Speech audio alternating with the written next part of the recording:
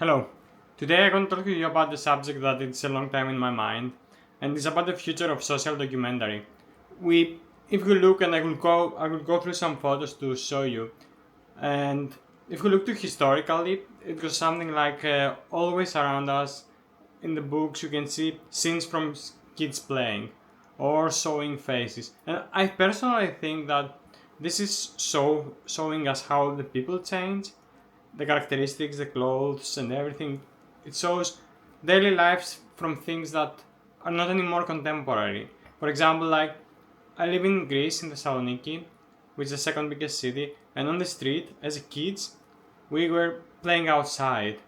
This is not existing anymore, and I don't know if we have a lot of photos. Even maybe if we look in our childhood, we can find. But I've gone like to visually show you what I'm going through in my mind is something like that. So this is our old images created by AI, but I think these the black and white photos they are quite well pick what we are speaking about, and I hope it focuses well.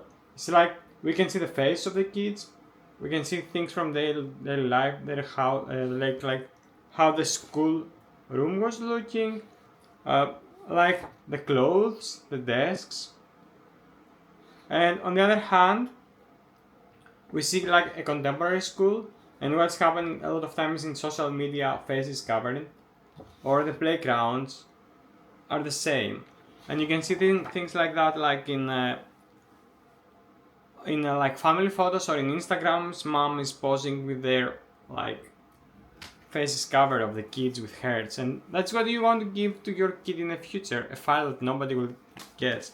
And let's see how some examples demonstrate from real photos. It's like there is one photo I will show you. It's from the book A History of Photography, and like it's a children play around 1886.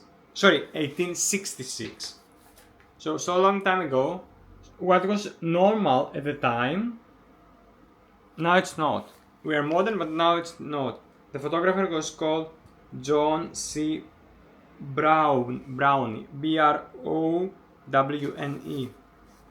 If we look like the photographer is called Julia Margaret Cameron, and the photo has title "Wish ye not that your father and I saw the sorrowing." I didn't sing with English.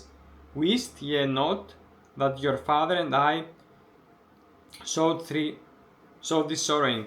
I don't know. It's a album and print around 1865.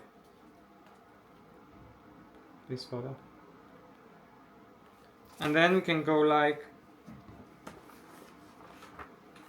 a few more, not a lot, but it's like the photographer is called Louis Wicks Heine, Hine. Street play in the early days, New York, 1910. Gelatin silver prints. This is exactly the images, the historical images. I think they have huge value. And what we're getting today, okay, maybe one more from Walker Evans, which is one of the important American photographers, and maybe I will come back in the future with a photo about his work. It's like 1936. I think these are, for me, these are really important historical moments. And what we get today, blurry faces. And I have some notes, like I created like again we're using some tool online. It's like the photography becomes a mirror. Early photographers like the Eugene Atget or Jacob Reels document cities and communities with raw realism. Every face told a story. Their work wasn't just art, it was testimony, and we saw that through the photos I show you. There is like quite a lot of photos, like the Dorothea Lange migrant mother helped humanize the Great Depression. The motion weight of her subject's face became a symbol of strength and despair. I was watching a documentary about these photos of the Great Depression, so There are some controversies for them, so maybe we'll come back again in another video for this thing. And today what we have privacy laws like the GDPR and cultural caution have led to visual censorship. In public, photography faces are increasingly anonymized or replaced entirely. And we have like, as I showed you, it's what we have like AI generated school photos. We do not show the faces, and we are creating like perfectly looking memories or even the past of lives we never lived and nobody lives with faces that are not real. And it's like, and today like we have like joy in schools, but every face blurred. And we saw how important was like the documentary photography. And can the photo still speak when the face is gone? Personally, I don't think so. And it says on the notes like we have gone from Cartier-Bresson decisive moments to moments censored mid-frame.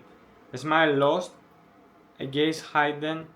How can we connect it? I mean, yes, it's like all these stories. I mean, all the faces gone, and when we have nothing. And it's like this shift alert not just the present, but the past and the future of photography, because where it is going. Photojournalism shaped revolutions, movements, and personal archives. If visual truth become artificial or censored, history itself may lose clarity, and I absolutely agree with that. I mean, it is really important to have these photos. I'll say it multiple times because that's what I really feel. I think the humanity history is in kind of danger.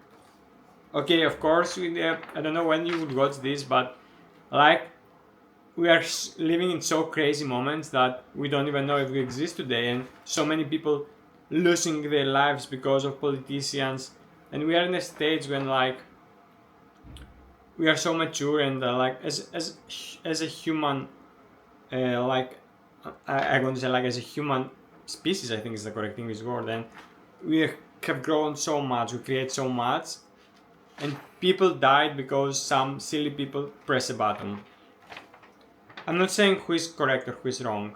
I'm just saying people shouldn't die in 2025 because it's like if you look in the history, as we saw, like I'm sure inside this book there is so much pain, and why we keep creating pain, why we didn't learn. Like we have documents from photography and historically for the past around 200 years.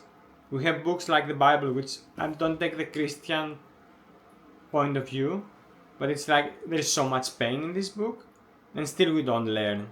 And what about the future? And it's like, and there is a commentary on when I was like chatting with the AI tool. It's like, well, what is the effect of all this in families? In the past, family albums once held scared moments, sacred moments, birthdays, holidays, quiet mornings. Future generation may inherit albums of obscured faces and synthetic smiles. I don't think there will be albums for the future generations.